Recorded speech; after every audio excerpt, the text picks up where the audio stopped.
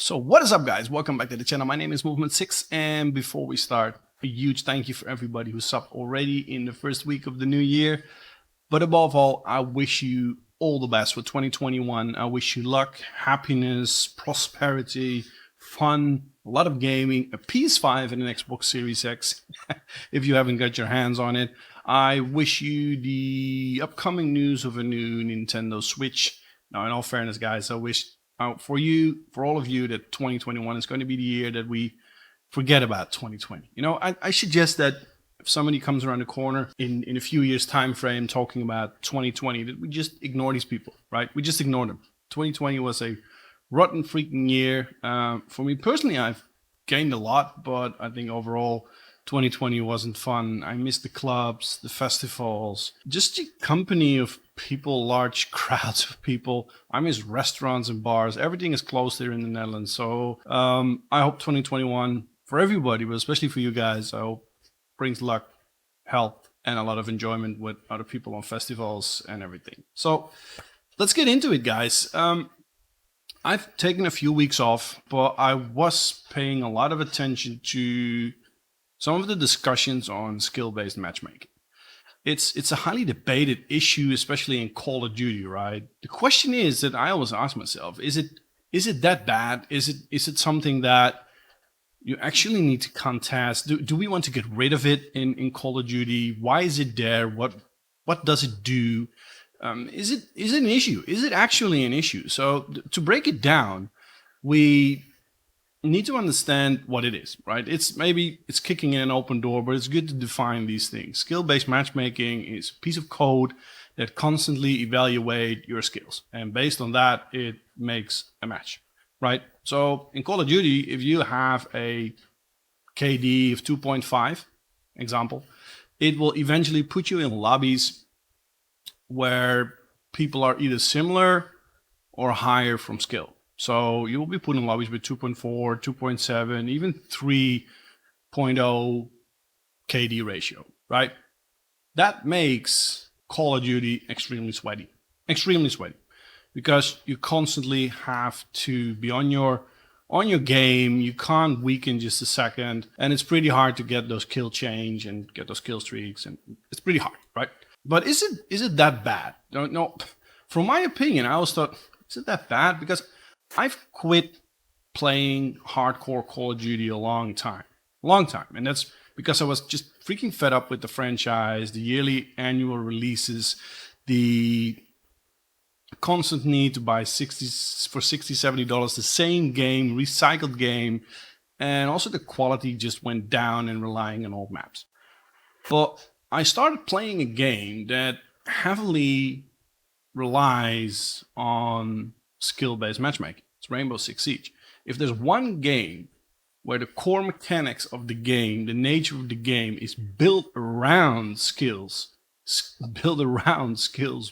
matchmaking, it's Rainbow Six Siege. You do have a casual option to play it, but that's either to warm up a bit, just to have some fun, but that is not the nature to play, or not the way to play Rainbow Six Siege. And even in casual mode, which got a new name, it's now called Quick Match, because let's be honest, there is no casual way to enjoy Rainbow Six Siege. Even in casual, where you can see other people's ranks, the first thing you do if you solo queue, you start looking at what are the ranks of other people to see who you're up against.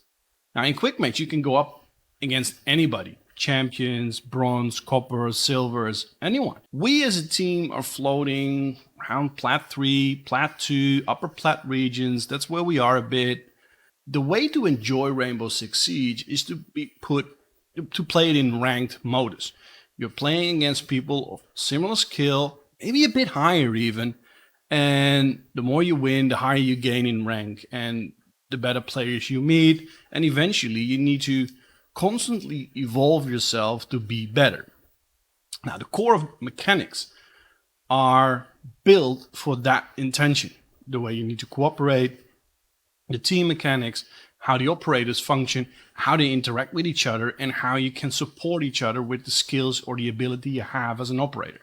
You know, if you never played Rainbow Six Siege, you can watch these clips online. Maybe you've seen it. there is a high degree of the skills are not just the kills. The skills are also how you interact, how you play in general, how you support your team to cut some corners. But that is how it's built. On the other hand, and I think that's where the biggest backlash is coming from, and I feel that Call of Duty is not a sweaty, ranked type based game. It's not. That's why Rainbow Six Siege is such an easy target to become an esport game, because there is such a high competitive element in there. And don't get me wrong, I've got a huge amount of respect for all those good players in the esport modus of Call of Duty. But from its core mechanics, Call of Duty is not an esport game. It is an arcade, run and gun, quick in and out game. You die, you spawn, you die, you spawn, you die, you spawn. The goal is to get more kills than the times you die. And it's supposed to be a arcade type shooter. Fun, run and gun. And they have let that mechanic go so hard that they want to introduce competitive elements in there. But that's why people are complaining so a lot about it, because back in the days, Modern Warfare, I think even Black Ops 1, the lobbies you got in was the lobby you stayed in. So you went into a lobby with all those people, you went into a game, they shovel around the people, you played the game, and you went out, but you remained in that same lobby. Now, what you've seen in recent years, they flushed the lobby entirely and they're going to hook you up with new players. That is skill-based matchmaking in optima forma, working its ass off to see, okay, this is your result of the previous game. These are now your stats. I'm going to hook you up with new people that are better. And that's where the sweatiness comes in. Because I'm now floating around, I think in general, 2.5 to 2.7 KD on Black Ops Cold War. I play a lot of Nuketown, a lot of Raid, different type of modes, but that's approximately where I am. And to be fair, there isn't really a casual, relaxed way to enjoy Call of Duty anymore. And that for me was one of the charms Call of Duty still has, is that it's quick paced. You fire up your console or your PC, you jump into a game, and you have the games and you go out. It's exceptionally fun where the lobbies back in the days when people start shouting against each other. But if you're with some friends in the lobby, it's still fun. But if you've got friends that have higher KDs or higher stats than you, you're automatically being pushed into even sweatier lobbies. And that's the difficulty nowadays with Call of Duty. There is no casual way to enjoy Call of Duty anymore. And I think that's the biggest hurdle. So is it an issue, skill-based matchmaking?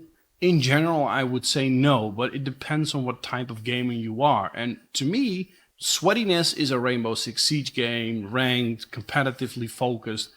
Call of Duty for me is the arcade type shooter. Maybe you're a different player and you want that ranked, push, sweaty element in there, but that is not what the core mechanics of Call of Duty wants to be. You know, the core mechanics are quick, high-paced kill ratios to get those kill streaks and then make those beautiful 10, 12 to 15 kills. That's pretty hard to do in those 2.5, even to upper 3, 3.5, 4 KD type of lobbies. To be fair, we want our noobs. And even with Christmas, usually that was the time where a lot of people got the new Call of Duty for Christmas, started playing. And that's what a lot of people called the Christmas noobs, right? That was the fun thing to do, is to be in those lobbies and stay in those lobbies. Those days are over. Those days are over with skill-based matchmaking in a Call of Duty game. So in general, it's not an issue, depending on the game. Call of Duty, it is an issue. They should actually take it out. I don't think they will. My question is, why did they put it in there in the first place? I think the answer is lying in the esport environment. Because, yeah, in esport environment, that's where the skill-based matchmaking is highest, of course. And Call of Duty really has the urge and the push to be an esport game. So then you introduce the elements to get those talent out of the market, people who rise above the rest, and then push forward with these guys to build forward on that business model. Now, there are ways around it. So the ways around it, there was also an idea on daily esport channel. So just go to dailyesport.gg. It's a great site with a lot of background and some good columns and ideas on gaming in general. And there is an article by Joey Carr, was published December 3rd, 2020. He discusses a bit more in depth the whole underlying issue of skill-based matchmaking currently. And one of the things he discusses is how you could move away or maybe work a way around this whole skill-based matchmaking. Now, the first one is not to play Call of Duty at all. That's maybe kicking in an open door, but if you want to avoid... In fairness, guys, it's a beautiful drawing for my daughter, you know. It's love you to the moon and back. 2021 starts off pretty good. Not playing it at all. I'm massively done with Call of Duty. I have the Black Ops Cold War, and sometimes I just go in and out, but I can't play it any longer than 20 minutes. But how can you avoid it? Although there is no official statement from Treyarch or Activision, it's clear that Black Ops Cold War has this skill-based matchmaking. The matchmaking pairs you up with similarly skilled players, right? So as we have discussed, if you have a 2.0 kill-death ratio, then you're likely to go up against people with 1.7, even 2.5, 2.7. If you have a 0.60 KDR, your lobbies will feature players with less than 1 most of the time. However, there are a couple ways around it to make sure that you are not being put in those lobbies. The biggest step is to turn off crossplay. All you have to do is just turn it off. This will ensure that you will only co-op against players on the same console as you. While it doesn't eliminate SBMM completely, it will ensure you don't get matched with PC players who are generally more competitive than console players. That is true. That is actually true. I'm playing on PC and on consoles, for example, Rainbow Six Siege. You know, though Rainbow Six Siege is a very, very extremely competitive game. More so on PC. If I play Cold War, Warzone on PC, it's a bit more competitive, even more than on console. So it's a nice tip, right? You can also party up with players of different skill levels. So what the skill-based matchmaking is doing, it just middle out the ground of all the KDs in your lobby. So if you're with friends and you got a 2.5 and somebody got a 2.7, but there are also people in there with a 1.2 or a 1.1 or even lower, it middles it out. So for you, it will be extremely helpful. Depending on the difference, maybe not so for the lowest ones, lower KDs in your lobby or your friend list, but it helps you, you know, it middles it out. So the last tip that was a pretty handy one is to use some non-meta weapons. You know, the MP5, for example, if you use an MP5 that is completely maxed out, fully kitted, and you play a couple of games and you hit 3.0 with that gun in terms of KD, you will go up quite quickly in terms of skill-based matchmaking, right? But if you use, I would say, the worst weapons in Call of Duty, like the KSP-45, QBZ-83, which makes it significantly harder to kill someone in a game, yeah, well, chances are that your KD is going down. So it's not easy to work around. Take some fun away. I get that, but these are just the only tips to get around it. For me personally, guys, I think they need to remove skill-based matchmaking at all from Call of Duty and give Call of Duty the charm back that it deserves. I'm really anxious to see what your take is on this, guys. You just want to have an open discussion on this topic. I will be back with you very shortly with some new fresh content on techno, tracks. Mixes are coming up. I've been booked for a live stream for 50 Hertz in a couple of weeks. Back with you with gaming. Back to the madness, guys.